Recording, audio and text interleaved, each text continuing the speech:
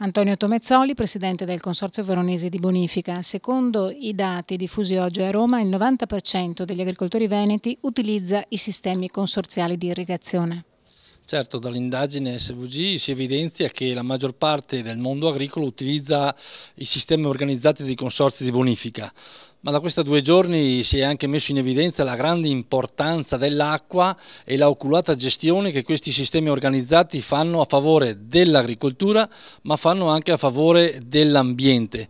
Un'acqua, una risorsa sempre più preziosa, sempre più importante non solo per il mondo agricolo, per i prodotti, per questo famoso Made in Italy, ma importantissima anche per una gestione ambientale che è la base principale dell'attività che viene chiesta ormai a gran voce anche dalla popolazione civile ai consorzi di bonifica.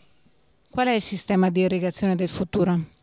Il sistema di irrigazione del futuro sarà quello che porterà a risparmiare l'acqua, non perché l'acqua adesso si sprechi, perché l'acqua adesso si consuma in agricoltura, si utilizza, non si consuma e si rilascia alle falde sotterranee.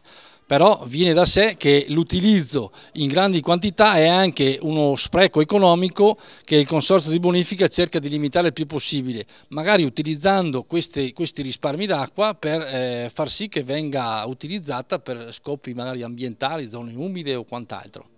Si parla quindi di irrigazione localizzata.